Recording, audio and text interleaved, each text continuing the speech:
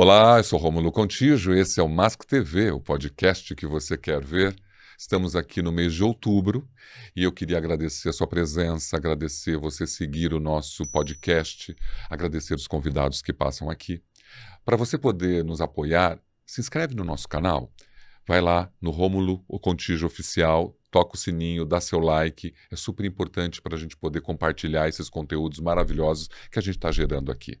Hoje eu vou conversar com um advogado. Isso mesmo, um advogado incrível que também é surfista. Entendeu, né? Olha que coisa maravilhosa. Você ter um homem da lei trabalhando também, tendo a oportunidade de olhar, navegar pelo mar através de uma prancha. Claro, ele se preocupa com o meio ambiente, ele se preocupa com a sustentabilidade e é disso que ele vai falar com a gente aqui. Seja bem-vindo ao Mask TV.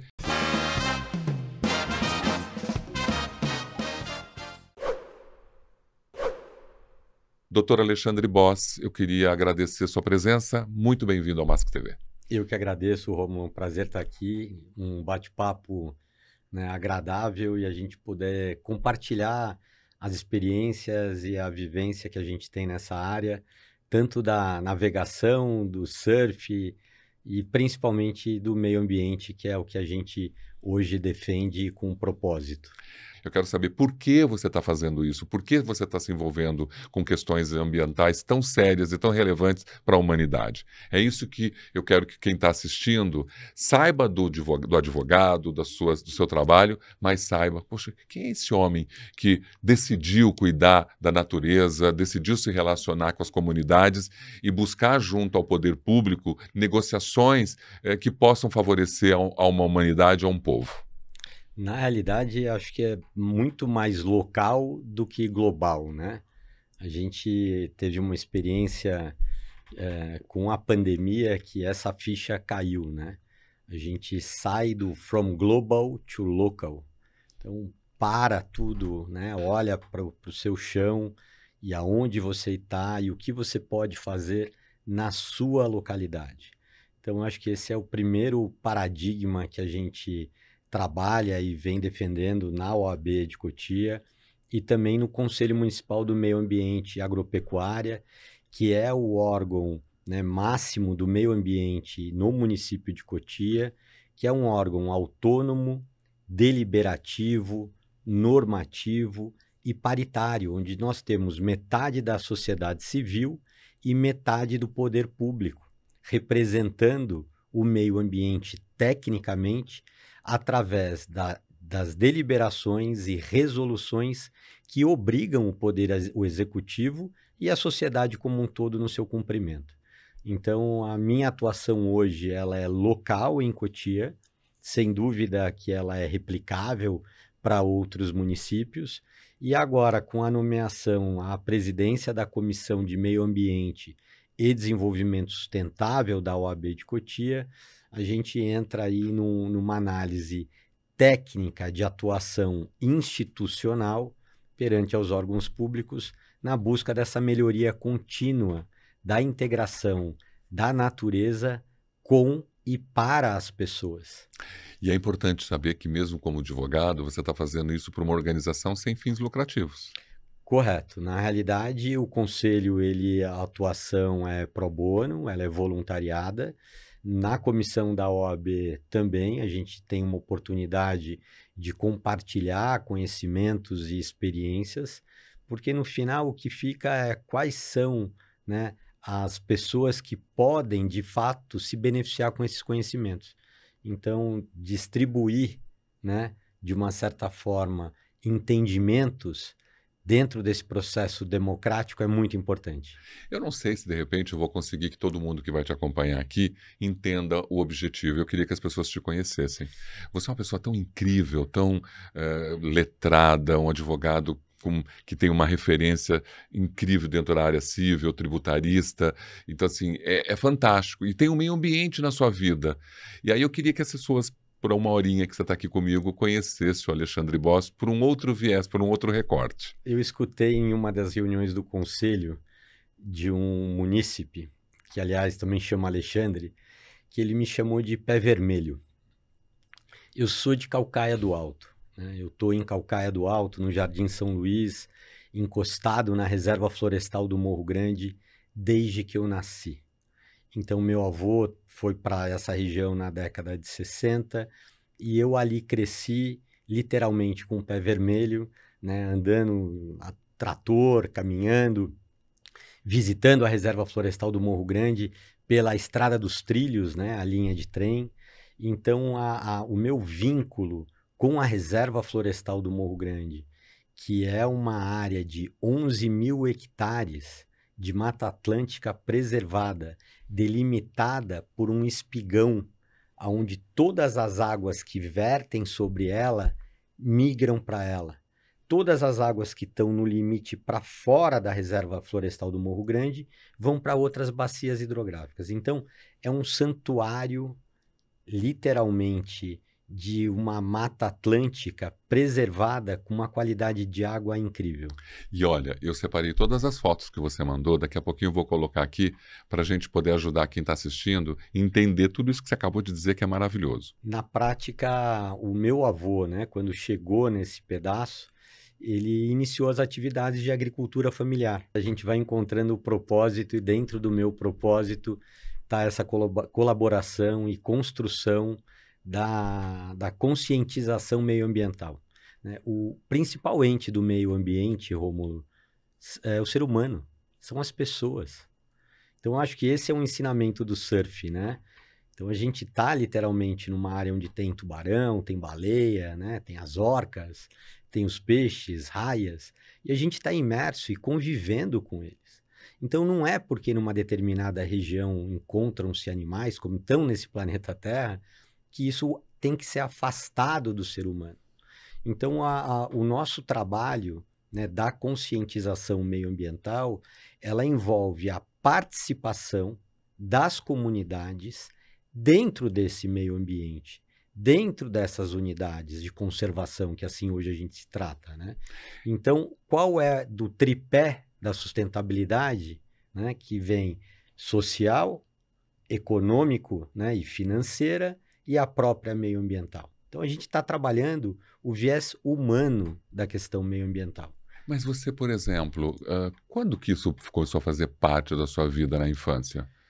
Eu acho Porque que se você veio, está tão focado em meio ambiente, alguma coisa lá no começo de tudo tinha, tudo bem, você é um surfista, mas será que foi o surf que fez com que você se interessasse? Inspiração do pai, da mãe, de amigo? Como que você chegou? Porque você é advogado. Você foi para a advocacia por quê?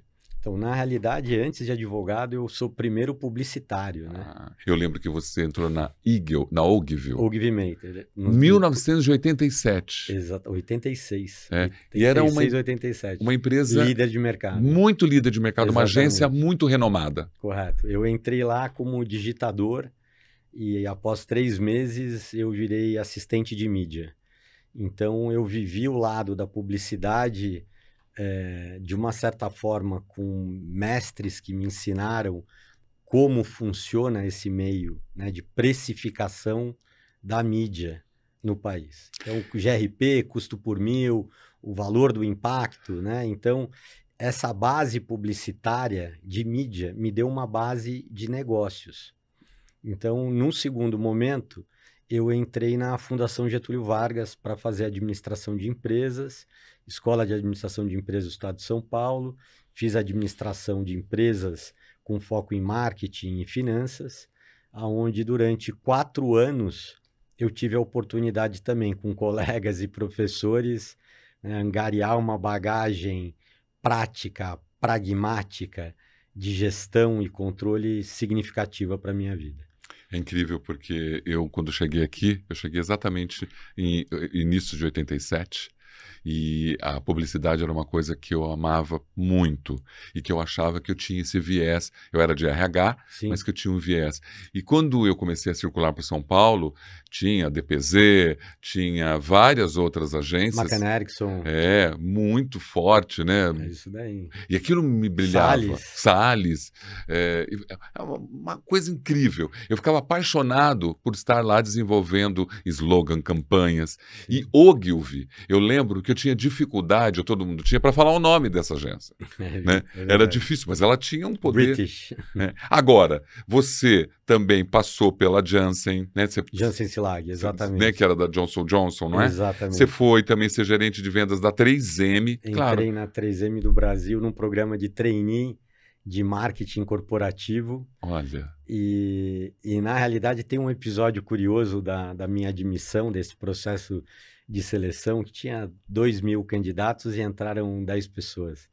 Em uma das dinâmicas de grupo, a pergunta era: o que você estará fazendo daqui 10 anos? E a maior parte dos entrevistados dizendo que eu gostaria de estar gerenciando uma unidade de negócio, eu gostaria de estar faturando $1 milhão, e todas as linhas de respostas nesse caminho de negócios. E a minha resposta foi: eu daqui 10 anos eu vou estar pegando onda. E isso exatamente causou um riso generalizado na sala.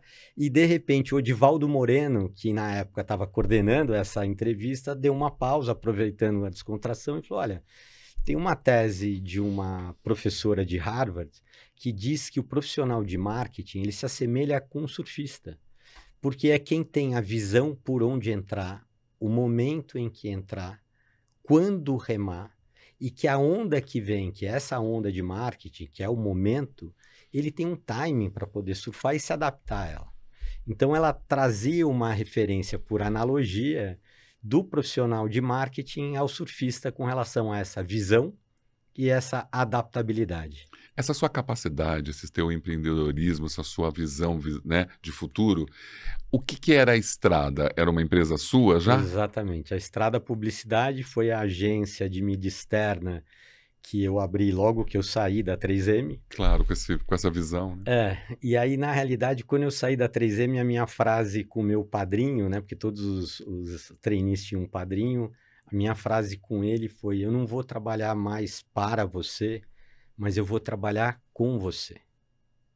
E essa foi a frase que a 3M virou minha cliente, a Jansen Silag virou minha cliente, a Ogilvy virou minha cliente, e todas as portas pelas quais eu passei para trabalhar se tornaram meus clientes na Estrada Publicidade. Você tem saudade dessa época? Eu não tenho saudade, porque na realidade tudo tem o seu tempo, né? Então o volume de aprendizado que eu tive e de equipe, de gente que trabalhou comigo nessa época, a gente deixou um legado importante, né? Então nós fizemos um envelopamento para o edifício da Com mais de 4.000 metros quadrados de adesivo vinil perfurado, instalado com rapel, com alpinistas, para o lançamento da Globo.com em 2000. Foi o maior anúncio de publicidade de mídia externa feito no Brasil, se eu não me engano, até hoje. Desconheço, até porque veio a Lei Cidade Limpa e limitou essas ações. Nós fizemos um painel para a Nike na Marginal Pinheiros, na frente da usina da Traição, que era um tênis Nike, como se fosse um Nike Air, que fosse um avião dentro de um hangar, também com 30 metros de altura e 30 metros de largura. Então, você imagina um outdoor equivalente a um prédio de 10 andares em estrutura metálica.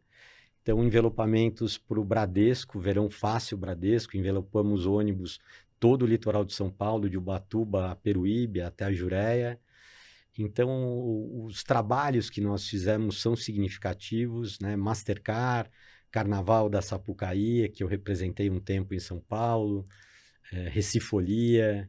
Então, a gente tinha um trabalho na Estrada Publicidade de mídia externa, mas basicamente vinculado a experiências, né?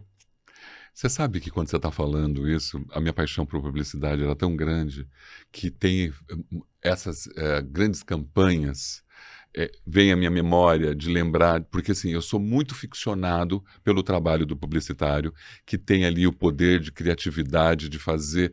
A impressão que me dá é que ele pode tudo, né? A gente brinca às vezes dentro de uma publicidade que ele é Deus, né? De tanto que ele pode criar, né? Um slogan que é uma coisinha simples se transforma, né, numa marca poderosa e que as pessoas falam a vida toda. Então deve ter sido um prazer gigantesco contribuir com isso. Na realidade, a gente trabalhava com a parte operacional, né? Então as agências criavam E vocês aplicavam. E a gente literalmente implementava e tornava aquele sonho realidade. Realidade. Então, basicamente, da publicidade, a mídia externa é a área de engenharia e de entrega, né, Sim. daquele sonho, daquela peça criada, e a gente tornava isso realidade.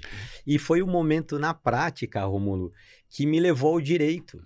Porque na mídia externa você entra num regulatório municipal de licenciamento ambiental, e na época nós tínhamos na SEAB, na Secretaria de Habitação do município de São Paulo, toda a parte de licenciamento dos anúncios na cidade de São Paulo.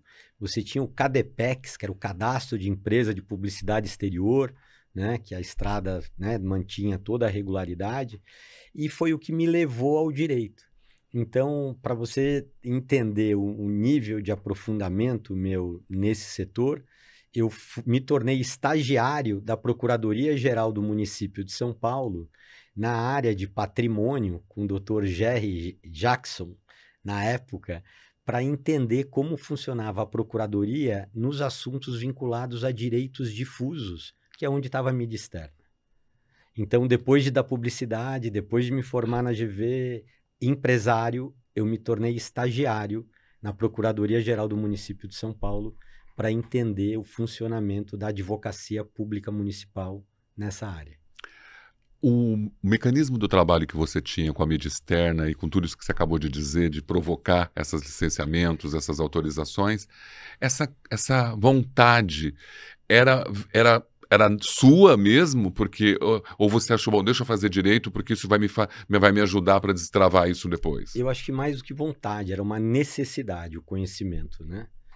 Então, a busca, literalmente, né, por caminhos amparados legalmente para viabilizar as operações, né, sempre foi uma missão minha para ofertar essa transparência para os clientes. Eu acho que esse é o ponto, né? Ninguém merece castigo quando fala a verdade. Então, todos os clientes que eu tive, e tem uma máxima dentro da publicidade, né, que a gente se prepara para o pior, sempre, mas sempre esperando o melhor. Mas essa necessidade, porque são peças muito grandes, significativas, né? Então, a gente nunca vai agradar todo mundo. Nunca. Então, a gente se preparava em conjunto com os clientes para poder estruturar adequadamente e que o trabalho tivesse o retorno e o resultado, né, almejado. Mas você pode imaginar você passar dentro de uma obra que você instalou, né, e que foram tantas obras incríveis, né, da área do marketing, que enchia os olhos de quem rodava pela cidade de São Paulo. Verdade. Então é gostoso você estar ali e falar assim, tá vendo aquele outdoor ali? Fui eu que criei, né, eu desenvolvi. Mas é engraçado, eu nunca tive essa ânsia de aparecer como o dono da peça, e sim o cliente. Ele fala, não, você é louco de fazer um negócio desse. Eu falei, não, o louco é o cliente que acreditou e pagou Na por sua isso. ideia. É Né? isso. Então, eu acho que esse é o ponto. Quem tem que aparecer não sou eu. Quem tem que sempre aparecer é o cliente, ele está pagando. Né? Eu sou o cozinheiro. Né? Eu estou lá preparando, não sou eu que tenho que estar. É a agência que criou. Mas esse teu olhar pelo cliente é o olhar de uma agência, né? O cliente está sempre Em primeiro lugar. no primeiro lugar, isso é fato. Mas tem a satisfação pessoal Da entrega. da entrega. É trackable, é registrado. Porque é difícil, né? Às vezes você realizar. Eu levei um trapézio dentro de uma Unilever para falar de segurança. Então, assim, tem uma consequência, tem todo um impacto, e eu não sei se aquilo vai dar certo porque não foi testado. E muito dentro das mídias externas, você tem uma ideia, faz com que a agência traga, será que isso vai encaixar, né? E aí você só vai saber disso depois que estiver tudo pronto. Eu acho que o seja forte e corajoso não é uma opção, é um mandamento. Olha, eu acho tão interessante você dar esse viés do jeito seu de ser, porque talvez quem esteja aqui, que conhece você ali na comissão, cuidando das questões ambientais, nem imaginava, talvez como surfista até, porque é uma coisa que você é apaixonado, então você fala, mas essa história da publicidade, da mídia, do impacto... Não fazem ideia. Não fazem ideia. Então, assim, estou feliz de saber disso. Como que está a tua composição familiar hoje? Então, na realidade, eu tenho 2 filhos únicos. O Vitor está com 29 anos, casado, né, rabino, morou 5 anos em Jerusalém, estudou numa yeshiva, né, em Jerusalém, e que hoje ele toca o Macon, que é uma sinagoga voltada para os jovens, para encontro de jovens dentro da comunidade, sempre vinculado ao esporte. O Vitor se tornou professor de snowboarder muito novo, surfista, skatista, fazia rapel na ponte do viaduto da Sumaré, na época que a gente fazia envelopamento do Dacon. Eu não tive coragem de botar ele no prédio, mas na ponte ele desceu, né? E então ele tem esse viés da adrenalina controlada, né? Que eu acho que colocou ele na posição que ele tem de responsabilidade hoje muito grande, que é justamente para formar famílias dentro da comunidade judaica nesse meio religioso e do esporte. E hoje ele está lá ainda. Ele está aqui. Hoje a sinagoga dele é aqui em São Paulo. Fica mais tranquilo o coração, porque é um período tão crítico que está se vivendo lá, né? Mas mesmo assim, ainda lá, eu tive 5 vezes em Israel, em Jerusalém, né, conhecendo o país com ele, né, na época que eu morei em Barcelona. Então, essa relação familiar, hoje com ele, a proximidade, é uma bênção que ele já me deu 4 netos. Que maravilhoso. Então, eu sou vovô de 4. E o Gabriel, que tem 8 anos, que é o que mora comigo no Rio de Janeiro. Gabriel foi diagnosticado com autismo e altas habilidades. É um anjo e um gênio indomável que me ensina todo dia novas frentes de conhecimento e que me levou a buscar outros livros para entendê-lo melhor e me entender como me relacionar com essa, né, neurodivergência. Eu tenho uma amiga, Carla Carvalho, que ela é diretora da Johnson e ela luta muito pela causa do neurodivergente. E eu acho tão importante você dizer isso, de quanto ele é né, uma base de transformação para você. Sem dúvida. Para mim é o meu maior professor hoje, é o Gabriel. Pai e mãe são vivos ainda? São vivos. Meu pai mora em Florianópolis com a sua companheira, a Perpétua, que estão juntos há mais de 25 anos. Ele alterna entre Florianópolis e Curitiba, né, por questões médicas, tratamento e familiares também, né, por parte da Perpétua. E minha mãe mora em Calcaia do Alto, ela continua ali no Jardim São Luís, onde o meu avô, né, sentou raiz, e ela continua lá. Minha mãe foi do Conselho Tutelar, né, em Cotia por muito tempo, cuidando das crianças mais necessitadas. Ela foi diretora da Embratel, cuidou aí da gerência da área de bilhetagem a nível nacional, e aposentada também foi trabalhar ali, de uma certa forma, colaborando com a região, né? De novo, né, a atuação sempre local, né? O que no nosso entorno a gente pode fazer, e aí trazendo um ensinamento do Vitor, que é mitzvah, que são boas ações. Mitzvah, boas ações. Olha, é incrível quando você fala tudo isso que você está apresentando um pouco sobre sua vida, da sua mãe, do seu pai. Você também tem a consciência de que você teve alguns privilégios, né, dentro da estrutura sua de formação, dada por eles, que permitiu você hoje navegar por isso, coisa que muitos hoje brasileiros não têm, né? Você conseguiu valorizar isso. Sem dúvida, né? E eu os honro por isso. E, aliás, eu acho que mais do que meu pai e minha mãe, né, que obviamente por razões, né, naturais foram os que me alicerçaram, eu tenho um reconhecimento muito grande no meu avô, né, o pai da minha mãe, que é quem me colocou em Calcaia do Alto e quem me deixou com o pé vermelho. Então, da casa onde, né, a gente está em Calcaia, da onde eu durmo, da janela do meu quarto eu vejo a casa onde eu cresci com meu avô, que está encostada na reserva florestal do Morro Grande. Então, a minha raiz de propósito naquela região, ela é familiar. E eu perdi meu avô quando eu tinha 10 anos de idade, num acidente de carro que ele sofreu, indo de São Paulo para Calcaia, e foi uma morte trágica, fulminante, num acidente que era, em tese, para eu estar nesse carro com ele. E eu não acordei, e eu não fui, e eu tenho isso dentro de mim, né, literalmente, o honrar Calcaia do Alto por ele, o tanto que ele honrou. Hoje, como advogado, como que é a sua configuração civil, você tem várias frentes como advogado. Você atua em todo o território brasileiro, esse é hoje a sua fonte de renda. Claro. Eu tive oportunidade na época da publicidade, por 10 anos na estrada publicidade, de ter trabalhado com grandes clientes, grandes projetos. Então, quando veio a Lei Cidade Limpa em 2005, que eu acompanhei todo o processo de aprovação na Câmara dos Vereadores, naquele momento me soou, e curioso, né, fazendo um paralelo, naquela época a mídia externa em São Paulo, a gente já tinha passado em verba, rádio, né, revistas, jornais, e a gente estava encostando em televisão local. Então, o volume de faturamento da mídia externa, calculado por meio mensagem, era significativo e já não era mais uma mídia alternativa. Por quê?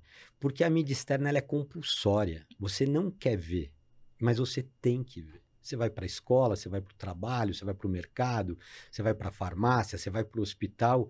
E dentro de um jogo de war, se você pegar 10, 15 pontos numa cidade, você está falando com toda a população daquela cidade. E ela é compulsória. E o cálculo da venda da mídia externa que se dá por 1.000, e numa esquina, de repente, você fala com 400.000 pessoas por dia, esse cálculo você consegue transferir um entendimento para o cliente que aquilo é barato. Então, você tinha esquinas que você tinha por mês, naquela época, estou falando de 2000, 200 mil, 300 mil reais. Isso estou trabalhando em projetos pontuais específicos de concorrentes, de outros clientes, né?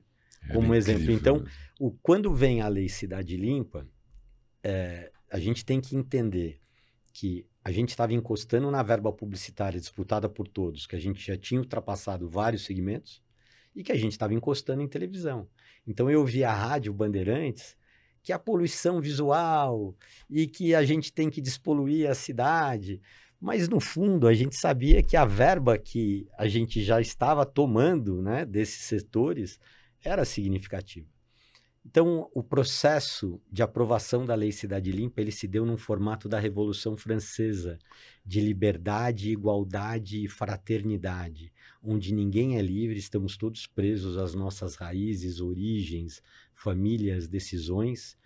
Nem dois gênios univetelícios são idênticos, então a igualdade ela inexiste, nem de uma célula para outra.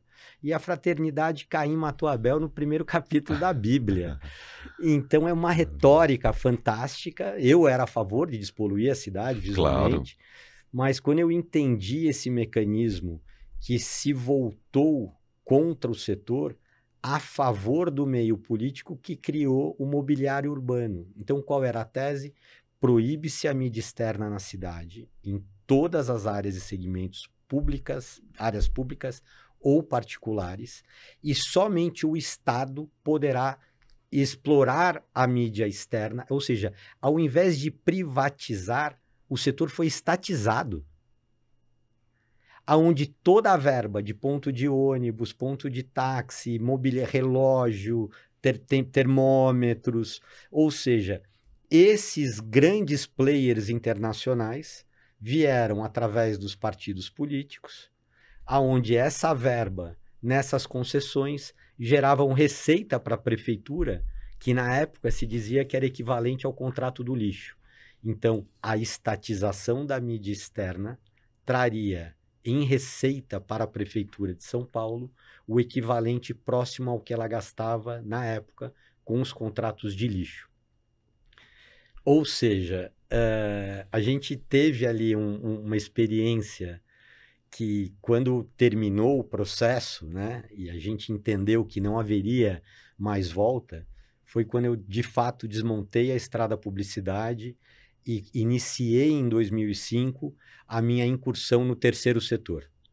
Eu fui entender non-profit e as associações e as OCIPs, as Organizações da Sociedade Civil de Interesse Público, e as fundações, como funcionam, o que são e como são, quando eu fui para Barcelona fazer um mestrado na ESAD para direção e gestão de entidades do terceiro setor. Então, já mudando a ficha numa necessidade de adaptação, literalmente sabático, né? Porque eu desmontei, fui para estudar mesmo, e o que eu ficaria 2 anos, eu acabei ficando 8 anos em Barcelona. Eu fico imaginando outros profissionais, porque na época eu estava muito presente, vivenciando o projeto de Cidade Limpa, e a gente conversava. Agora você deu uma informação aqui tão importante sobre esse tema, que quem estava envolvido com publicidade sabia, eu falei, meu Deus, os pontos de ônibus, né, assim, são grandes cifras que estão sendo, né, administradas, como será isso? E agora, recentemente, tem uma briga aí no Congresso, não sei aonde, na Câmara, que querem retomar, reverter a lei da Cidade Limpa. Está se discutindo isso. Então, na realidade, criou-se, né, um fantasma onde ele não existe, né? Então, se a gente entender, e Barcelona sempre foi usada como exemplo, né? E há um projeto em Barcelona, que na época, né, que se chamava Barcelona Posat Guapa, que é deixar Barcelona bonita.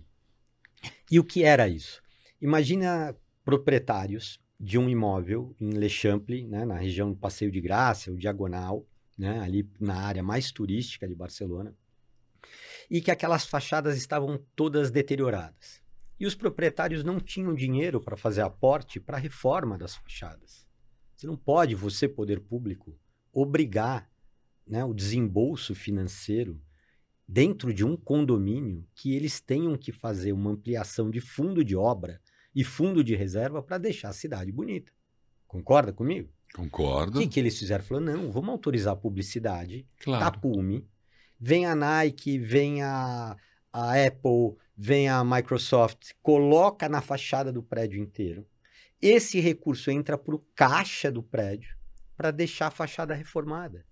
Então, a forma que a gente trata hoje de PPPs, né, das parcerias públicos-privadas, e trazer o dinheiro do setor privado para custear, né, de uma certa forma, obrigações do setor público, a gente trabalha nessa mesma linha utilizando o quê? A mídia externa para custear a manutenção, para deixar uma cidade mais bonita. A sua entrada para o terceiro setor se dá por isso, inclusive, porque você encontrou na organização não governamental meios de fazer algo. Correto. Na verdade, a minha entrada no setor se deu com um senhor chamado Takashi, que foi uma das pessoas que participou, né, da criação do Comunidade Solidária da senhora Ruth Cardoso, na época do governo, em 1999, né? Sim. É a Lei 9790 de 99, o Decreto 3100 de 99, que criou aqui uma jabuticaba que só tem no Brasil, que são as organizações da sociedade civil de interesse público. Basicamente, no terceiro setor, no mundo inteiro, você tem as associações e você tem as fundações. Né? Então, as fundações, basicamente, com dotação patrimonial. Né? O Ministério Público participa da criação da fundação e, uma vez doado, feito aquele aporte à fundação, ela tem o seu estatuto, seu regimento e ela atua, né, de maneira independente no cumprimento dos seus objetivos. Mas, basicamente, é um patrimônio que é alocado ali, dotação fundacional. E uma série de benesses dentro do poder público. Né? Ausência de licitações, enfim, ausência de tributação, imunidade. Do outro lado, você tem as associações. Então, as associações, pura e dura, né, de uma certa forma, sem vínculo patrimonial, mas numa questão de prestação de serviço. E essa prestação de serviço dando, basicamente, em 2 formas que a gente consegue dividir. Uma primeira, de advocacy, que é de defender causas, e não executa projeto. A Greenpeace, a World Wide Foundation, então elas não executam projetos sociais, elas não atendem crianças, diferente do Médicos Sem Fronteiras, que tem uma atuação concreta de médicos atendendo a pacientes necessitados. Então, dentro desse terceiro setor de associações, advocacy ou de execução, nenhuma delas tem um vínculo patrimonial. O que é a OCIP que foi criada? A OCIP está no meio das duas. E só tem no Brasil, aonde ela tem pelo protocolo feito e autorização do Ministério da Justiça, da Secretaria Nacional de Justiça, a chancela de que as suas atuações pelo seu estatuto são de fato de interesse social e utilidade pública, e a partir desse caminho você está numa possibilidade de contratação com o poder público que é um termo de parceria, que não há contratação efetiva, né? Eu te contrato para. Não. É uma gestão compartilhada, que é o que se dá no terceiro setor pela lei do Sistema Nacional das Unidades de Conservação, aonde essas unidades, além da gestão própria que se dá no Estado de São Paulo pela Fundação Florestal ou, no caso do governo federal, pelo Instituto Chico Mendes, o ICMBio, você pode ter essa gestão compartilhada com OCIPs, que são membros da sociedade civil organizada, com essa chancela e controle do Ministério da Justiça, da Secretaria de Justiça, participando em gestão compartilhada com o poder público uma área de unidade de conservação.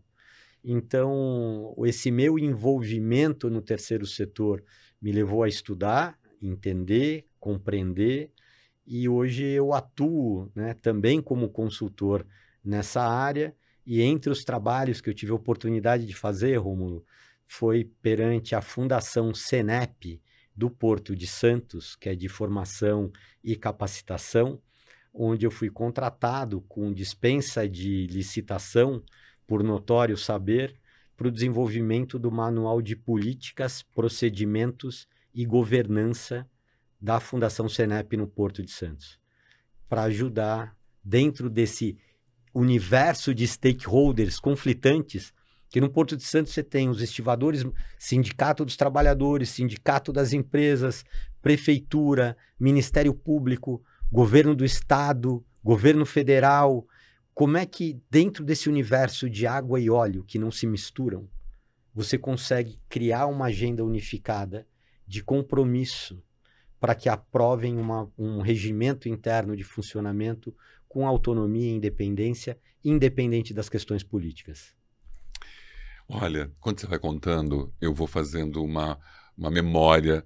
Eu me envolvi com o terceiro setor através de um instituto que recolhia o lixo reciclável da Vila Mariana, e parte dessa renda era dedicada às crianças com tratamento de câncer. Sensacional. Nós éramos uma ONG, mas logo depois que eu saí desse instituto, eu junto com a Sônia Manastan, nós fundamos o Instituto Brasileiro do Ambiente Sustentável, o IBAS, que era uma OCIP. E justamente isso que você acabou de explicar, que tem uma diferença importante entre a ONG e a OCIP, que nós éramos parceiros. Nós poderíamos parcerizar serviços com o poder público, né, e privado também, mas com outras configurações que a ONG não podia.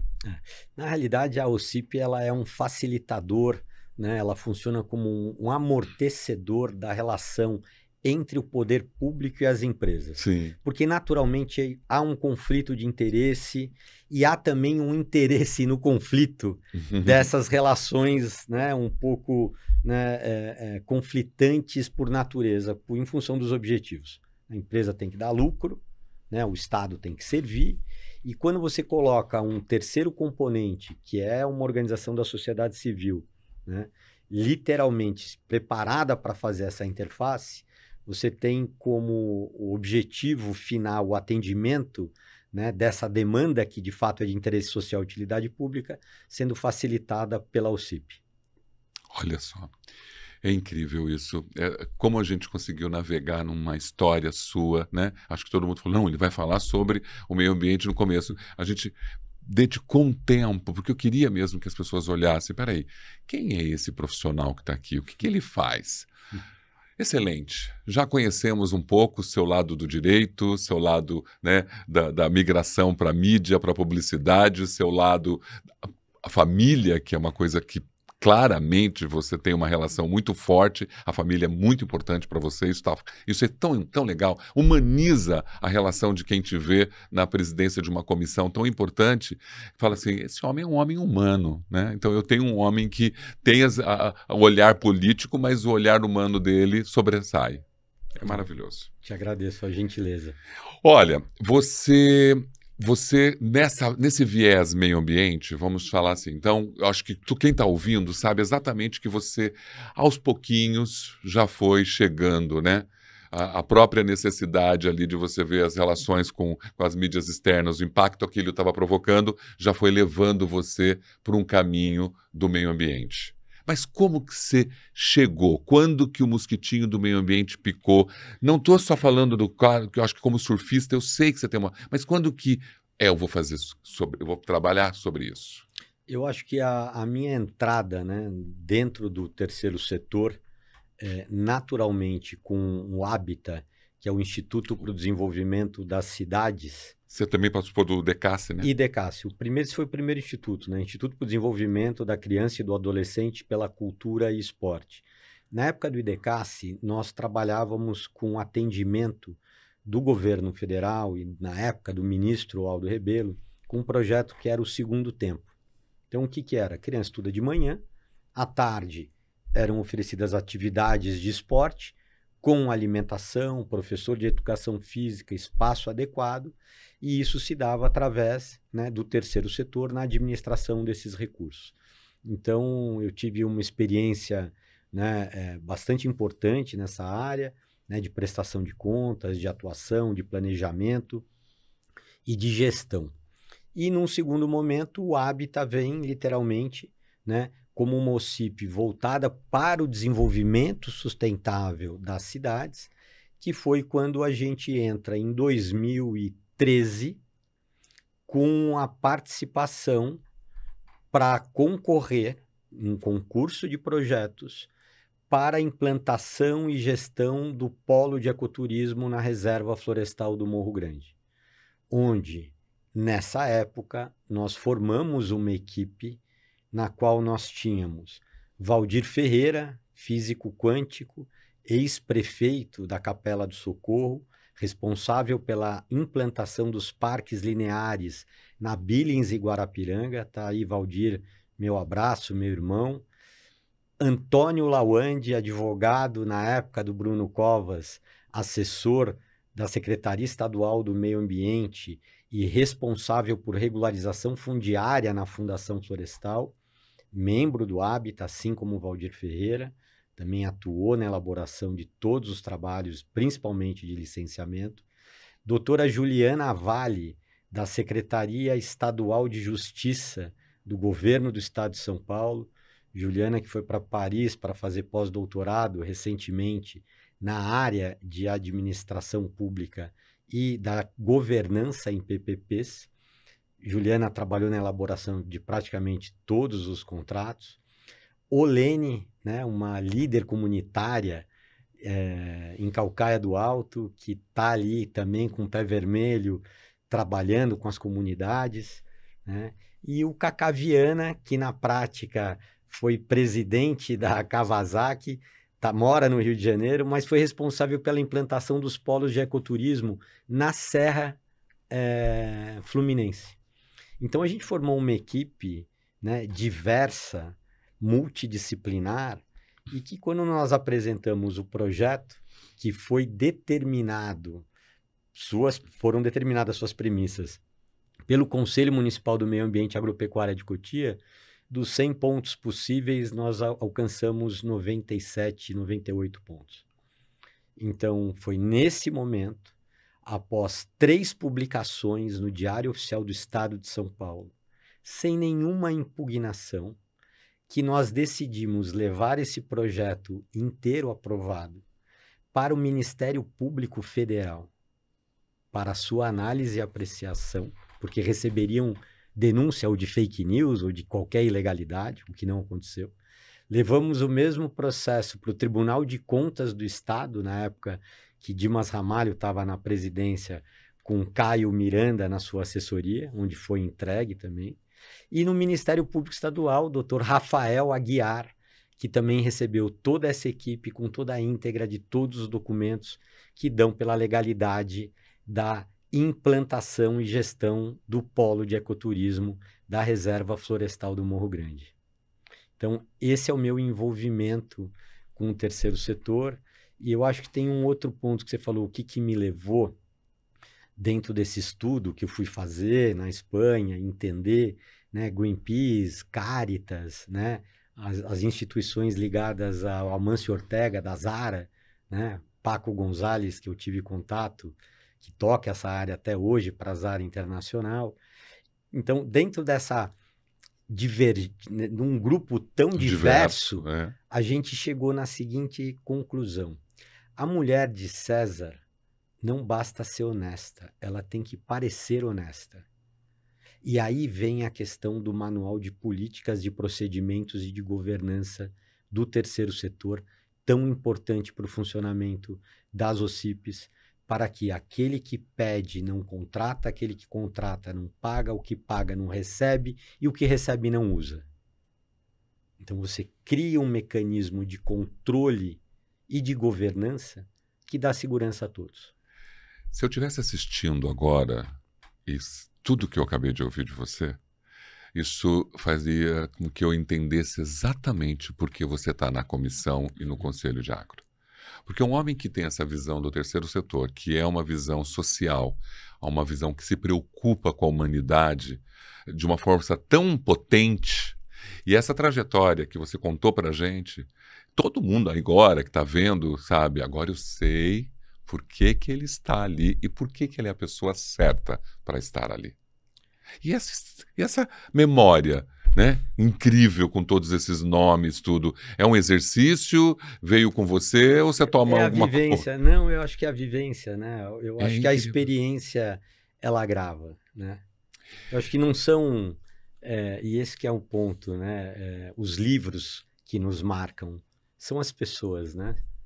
Então, pessoas e livros, eu acho que te trazem valores e princípios para poder seguir e evoluir. Eu acho que o ponto principal e que a gente segue nesse caminho de aprendizado é buscar se associar e se conectar com as pessoas corretas. Eu acho que esse é o ponto. Você é muito generoso. Queria eu lembrar todos esses nomes, porque se eu estou ouvindo, eu me sinto muito agraciado, muito grato, né? Porque são pessoas que também fizeram coisas espetaculares dentro. Eu os reconheço. Maravilhoso. Sou grato, porque são muito melhores do que eu, cada um deles nas suas áreas e que me trouxeram grande experiência. Você é diretor jurídico na Associação Reserva do Mirante. Correto. O que é a Reserva do Mirante? Perfeito. É uma associação de produção rural orgânica, familiar, localizada no Jardim São Luís, em Calcaia do Alto, na divisa com a Reserva Florestal do Morro Grande, onde atualmente nós temos plantados 8.200 pés de uvas que foram nos agraciadas, de uma certa forma, em consultoria, não na aquisição, porque nós fizemos o investimento para ela, pelo doutor senhor mestre Henrique Góes.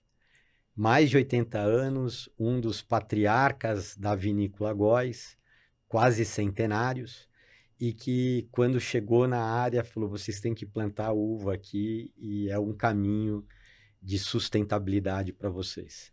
Então hoje a Reserva do Mirante, ela atua na produção da viniticultura, ela atua no turismo rural, na região, com foco no ecoturismo, porque a gente está encostado na Reserva Florestal do Morro Grande, então dali a gente organiza passeios de bicicleta, né?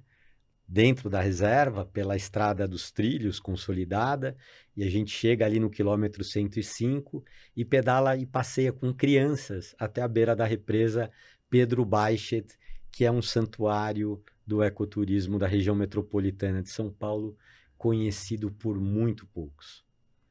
A gente está ali no fundão de Calcaia do Alto, pouca gente chega ali, e a gente sabe que é uma rua sem saída, né? A gente brinca. Quem chegar ali tem duas opções. Ou vai voltar de marcha ré, ou vai virar de costas para a gente. Então a gente nasceu ali, a gente não chegou ontem, e nós não vamos embora amanhã desse pedaço. E esse trabalho teu na comissão da OAB de Meio Ambiente de Cotia também atende a tudo isso? Na realidade, a gente atua tanto na área meioambiental quanto do desenvolvimento sustentável dentro da OAB, no assessoramento, na orientação e na emissão de pareceres sobre as legalidades, né, e o normativo regulatório do setor, que engloba a questão do agro, né, das propriedades rurais e também das atividades né, que envolvem a área do ecoturismo.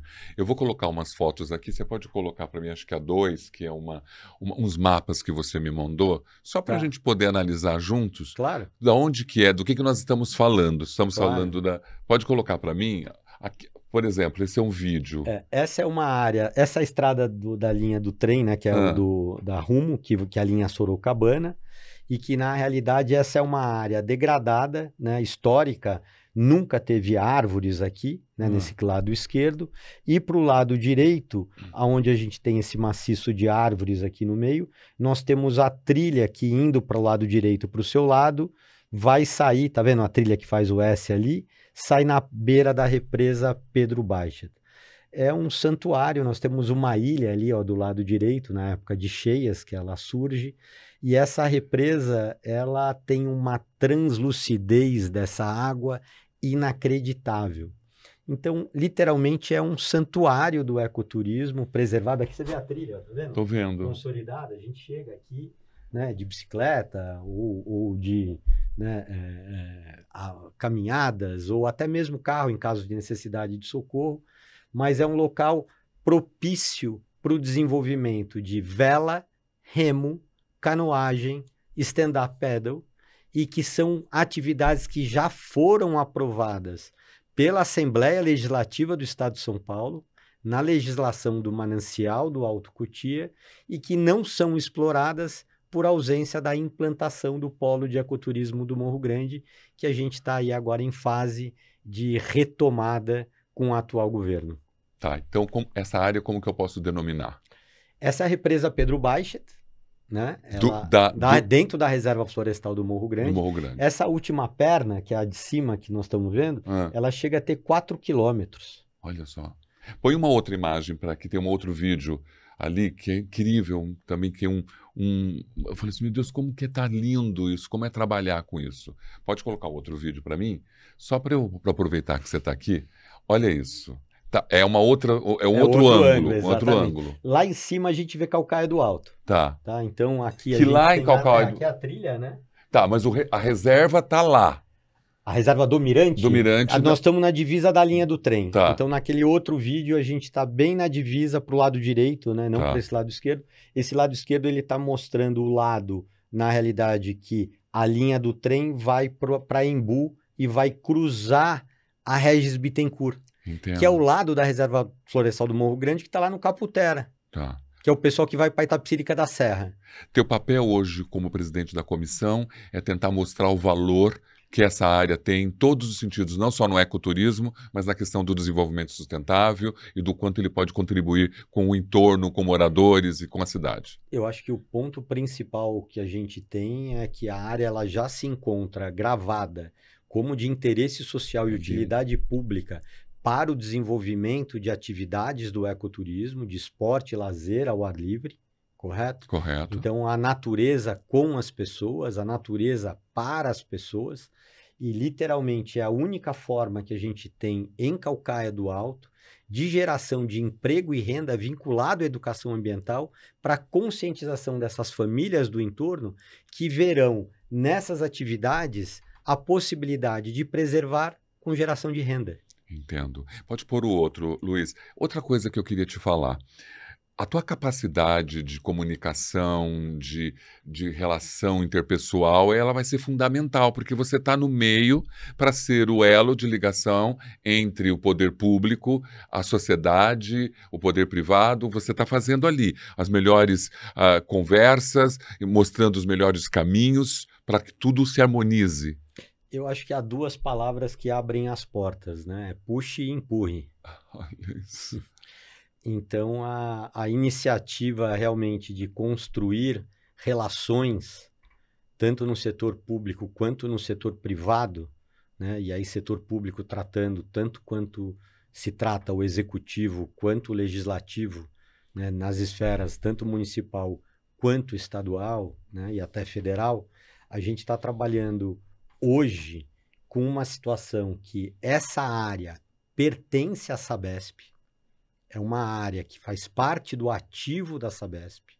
Essa área, ela foi, com a privatização da Sabesp, incorporada ao patrimônio de uma empresa privada e que essa empresa tem a obrigação de criar, conforme resolução e deliberação do CONSEMA, do Conselho Estadual do Meio Ambiente, assinado por Bruno Covas, que determinou que a Reserva Florestal do Morro Grande se transformasse em uma RPPN, uma Reserva Particular do Patrimônio Natural. E essa obrigação consta na licença de operação do Sistema Produtor de São Lourenço, que foi a maior obra na área, né, da Sabesp para captação de água, que hoje capta 6.000 litros por segundo, e que eles têm na licença de operação a obrigação de entregar a RPPN. O que é uma reserva particular do patrimônio natural? É uma área que pertence a uma empresa ou a uma família, né? E que é uma pessoa física, e que na realidade ela, através de um gravame na sua matrícula, ela garante a proteção daquela área com o desenvolvimento de atividades sustentáveis de baixo impacto lá dentro.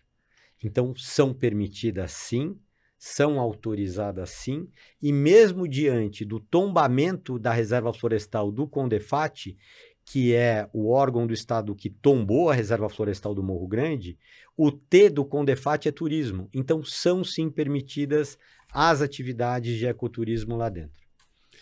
Tem uma lei que agora está municipal, eu não sei se é lei, você até tinha me mandado para mim, é 660? Não, projeto de lei. Projeto de lei. 666. 666. Curioso o número, né? O que quer dizer isso? Isso foi um projeto de lei que foi proposto pelo Impacta senador aqui? Suplicy, que tenta proibir, mudar a legislação na Reserva Florestal do Morro Grande, tentando proibir todo e qualquer tipo de atividade sustentável e de esporte, lazer e de baixo impacto lá dentro, trazendo um gravame como se fosse de proteção integral, ou seja, um apartheid do meio ambiente, das pessoas e das famílias do entorno. Está numa contramão da história mundial, né? Mas a gente brinca, na área meioambiental a gente está acostumado a lidar com xiitas, né? E com chatos, né? É verdade. Tirando a brincadeira, mas não só pela falta de conhecimento e entendimento, né, do dano que uma proteção integral pode causar, que vai na contramão hoje do governo federal, que criou a política dentro das unidades de conservação, permitindo a visitação e as atividades de baixo impacto, mesmo nas áreas mais protegidas. É a única forma que você tem de gerar emprego e renda para a população no local. E teu papel é, de uma certa forma, mostrar até para ele o quanto ele está numa contramão e o quanto isso pode ser alterado. A deputada Marina Elou está como relatora nesse PL, na Comissão de Meio Ambiente e Desenvolvimento Sustentável da Alesp. A gente já está em contato com o gabinete dela, elucidando os pontos, os equívocos, as premissas, né, que foram ignoradas nesse PL, e que, na minha leitura, o senador Suplicy, que foi professor da Fundação Getúlio Vargas, foi induzido a erro. Mas faz parte do processo democrático. Claro, faz parte do processo democrático e da sua capacidade, inclusive, de mostrar os fatos para que, de repente, convencê-lo de mudar, né? O que é a Lei 15.190 também, que teve um debate importante sobre, foi sancionada recentemente? Então, essa é a legislação, o marco regulatório, né, do licenciamento ambiental, que entra em vigor no dia 4 de fevereiro do ano que vem. Então, a gente está aí no vacatio legis, que é o período que o poder público e as empresas e a sociedade civil como um todo tem para se adaptar ao cumprimento desse marco regulatório, e é conforme a gente estava conversando antes do início. A gente tem aí a reforma tributária que entra em vigor também a partir do ano que vem, uma transição aí até 2030, se eu não me engano, no caso tributário, mas no caso da legislação ambiental, praticamente todas as licenças de operação vigentes que foram num determinado momento emitidas em que se cumpria naquele momento a legislação ambiental daquele momento, passarão por um reexame e uma nova análise, aonde foi criada uma licença de operação corretiva. que na realidade esse nome, no meu entendimento, é equivocado, porque você corrige o que está errado, e não é que eles estavam errados, então a gente teria que falar em adaptação. Claro. Né? Uma licença de operação adaptativa, para se adaptar, não corrigir. Porque ele estava na época que ele entrou com a licença de operação, ele cumpriu os requisitos e estava correto. Então, esse é um dos pontos, além da licença ambiental especial, e o que traz como marco regulatório dessa nova lei do licenciamento ambiental é a simplificação para aquelas atividades que, de fato, não representam nem dano, nem qualquer tipo de impacto ambiental e que entram no rol das atividades dispensadas do licenciamento ambiental. Então, há sim um ganho do ponto de vista de desenvolvimento, né, do país como um todo para as atividades que, de fato, não demandam a análise, né? Uma vez que não há supressão de vegetação, não há intervenção em APP, não há qualquer tipo de corte ou movimentação de terra, não há qualquer tipo de dano a nascentes ou qualquer tipo de impacto dentro da intervenção que está sendo colocada, que naturalmente não demandaria qualquer tipo de tempo de análise, porque, de fato, há uma dispensa de licenciamento, como já existe na CETESB, no governo do Estado de São Paulo, a declaração de atividade isenta de licenciamento, que é o DAIL. O que o governo federal fez foi copiar esse modelo e aplicar a nível nacional, e a gente passa a ter um licenciamento unificado. A gente brinca, né, que o cachorro que tem 2 donos, ele morre de fome. No caso do meio ambiente, pela Constituição, que é direito e dever de todos, seja né, o cidadão, as empresas, os municípios, os estados e a União, quando você tem tantos donos, é natural que, como no vôlei, o deixa que eu deixo, ocorra. E todos se perguntam, mas de quem era essa responsabilidade? Eu estou completamente assim, eu não sei nem como que eu vou, porque nós falamos mais de 1 hora e você tem tanta informação para trazer. Eu vou precisar que eu não quero também... Não, é demais, né? Mas é bom, porque assim, eu queria fazer outras perguntas, porque são tantas coisas importantes que você está tratando e está desenvolvendo, e tem tantos obstáculos tão quase intransponíveis para você conseguir realizar uma área de recreação, de lazer, de educação ambiental, de pesquisa científica, né? Tudo isso que você quer trabalhar, instalações dos sistemas de saneamento ambiental, essenciais para o controle e recuperação da qualidade das águas, essenciais na infraestrutura destinada aos serviços públicos, instalações de pequenas estruturas de apoio de embarcação, né, autorizados, manejo sustentável da vegetação, todos esses trabalhos. Agrofloresta, agroecologia. Eu participei na Conferência Estadual do Meio Ambiente, coordenando para a Secretaria Estadual do Meio Ambiente o grupo que tratou de agroecologia no estado de São Paulo. Tá bom. Eu não vou nem entrar na COP30, porque se eu falar, é outro podcast. Não dá. Então é o seguinte, eu posso te fazer um convite, porque assim, hoje nós conseguimos, eu praticamente te ouvindo e te assistindo, eu consigo entender todo o seu papel dentro dessas estruturas. E por que você está ali? E eu acho importante que as pessoas saibam disso. Está claro isso. Está claro. Crystal clear. Não é simplesmente, colocou ele ali. Não. Olha por que ele está ali, né? E olha quem é você, que eu acho que nesse 1 hora deu para saber um pouquinho dos seus principais valores. Coloca a foto para mim, 12, 13, 14, que é para fechar esse podcast, que assim, eu não poderia deixar de falar desse seu movimento aí de surf. Que você é um surfista, né? Então, assim, para todo mundo também. Continua sendo surfista. Como eu falei. E aí você mandou uma foto para mim que você estava surfando. É um amigo que bateu e me presenteou. Você está com quantos anos hoje? 54, nasci em 70. Você nasceu em 70. Quando que você começou? Aos 14? Comecei a surfar aos 14, em Ubatuba, em Tamambuca. Félix. A gente que nunca surfou, é difícil. Na realidade, é dedicação, né? Eu acho que o surf te ensina, dentro da persistência e perseverança, a não desistir. Eu acho que esse é um dos valores, né, que a gente tem e que faz parte do Você faz dia a isso dia. todo dia de manhã? O surf você não depende da sua vontade, né? Você precisa ter ondulação. Então, quem determina quando você surfa é a natureza. Aham. Aí é o Rio de Janeiro, ali é a Pedra da Maravilhoso. Gávea. Esse é o Canto do Recreio. Ah, Foi na semana passada, isso. Retrasada, aliás. Você falou que acordou de manhã e foi lá É, fazer sua... é. Pode pôr a outra, Lu. Então, Tem 3 fotos dessa. e aí é um pouco... É. Ah, tá, a outra era igual, ok. Então, na prática, assim, é uma conexão minha com a natureza que é mais do que uma higiene mental, é uma higiene na alma, sabe? Eu acho que a gente, quando toma onda na cabeça, e eu gosto de surfar onda grande, então quando você está embaixo, fazendo quiropraxia grátis 0800, uma máquina de lavar, Eu imagino. né? Que a gente brinca assim, 1 metro de água por 1 metro, por 1 metro, 1 metro cúbico de água pesa 1000 quilos. Então você faz a conta, 2 metros, 3 metros, 4 metros, 4 toneladas virando na sua cabeça, em movimento.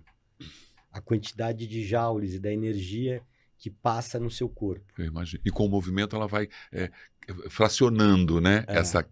Esse peso no teu corpo. Então, na realidade, é um ambiente inóspito que te coloca no lugar, né? Que te traz a humildade, que literalmente você está nas mãos de Deus. Verdade. Né? E que, ao mesmo tempo, te renova as forças e a energia para persistir, insistir e saber esperar. Acho que o surf ensina a paciência.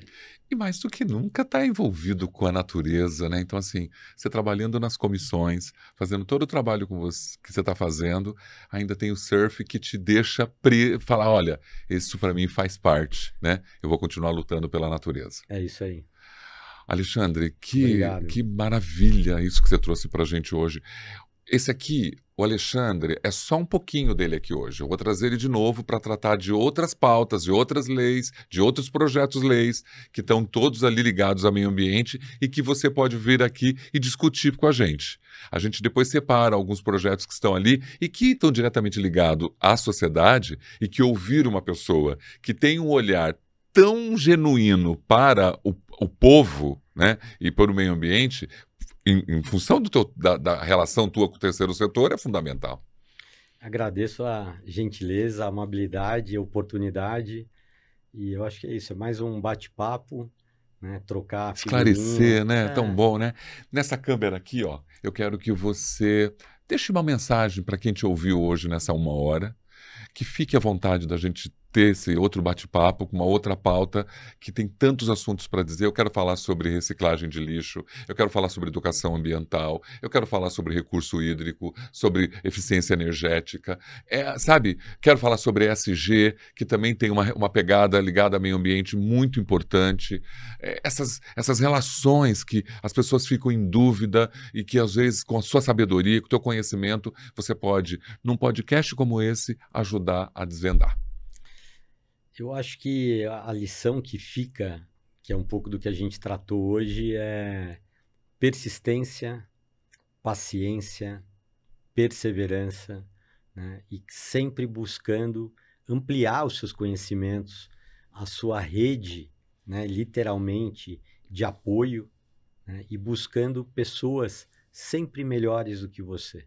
Importante passar e transmitir o conhecimento, mas quanto melhor o nível das pessoas que você possa se relacionar para aprender e evoluir, melhor. Quem está em Calcaia do Alto, quem está em Cotia, quem está em Morro Grande, quem está na reserva, de que forma que pode contribuir? Participem, né, se engajem, e eu acho que, literalmente, essa dedicação de tempo, que é o que a gente tem de mais valioso, para alguma causa ou propósito meioambiental, né? Por mais que você possa pensar que seja insignificante porque é do seu bairro, da sua rua, não pense assim. É muito importante, porque é essa mudança local que muda uma cultura. Bom, Eu falei com o Dr. Alexandre Boss. Muito obrigado por ter vindo, viu? Eu agradeço a gentileza. Demais. Muito amável. Fiquei muito... Eu já te admirava no dia do Templo Zulai, Imagina. né? Que a gente vai ter um papo super rápido e eu pedi porque eu queria falar com você.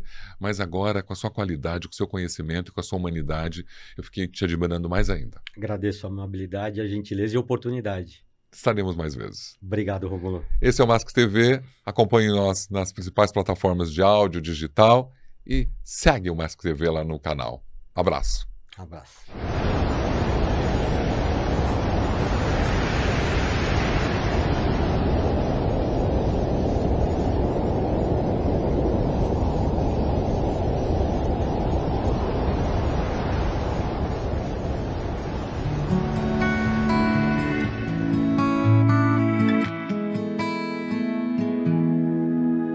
Não era pra ser assim, não era pra ser normal. Caminhar num caminho onde o fim é tão brutal. Cada canto uma memória que não quer calar. Saudade eterna que eu daria tudo pra mudar. Se eu pudesse ter só mais um dia, o mundo inteiro saberia do amor que aqui permanece tão fundo em mim. Neste coração que bate perdido sem ti. Um dia a mais para te ver sorrindo. Um dia a mais sentir você aqui, perdido num sonho sem fim. Helena, traz João pra perto de mim. Não era pra ser assim, não era pra ser normal. Que um trabalho arriscasse mais que um temporal. A segurança falhou, o preço foi demais. Um adeus que veio cedo e cala fundo e traz. Se os céus me dessem só mais um momento, eu correria pra você contra o tempo, para abraçar vocês, minha luz, meu bem. E nunca mais permitir que esse adeus venha também. Um dia a mais para te ver sorrindo. Um dia a mais sentir você aqui, perdido num sonho sem fim. Helena, traz João pra perto de mim. Sob as estrelas eu faria um pedido por mais um amanhecer novo sentido. E cada lágrima que agora cai, falar do amor que nos une, que jamais se vai. Um dia a mais para te ver sorrindo. Um dia a mais sentir você aqui, perdido num sonho sem fim. Helena, traz João pra perto de mim. Helena, traz João pra perto de mim. E na eternidade eu espero aqui, por mais um dia, um sorriso, por mais um sim. Helena, João, vocês são meu coração. Guardo cada momento, cada canção. Não era pra ser assim, essa não é a norma. Que o trabalho inseguro se esconda dessa forma.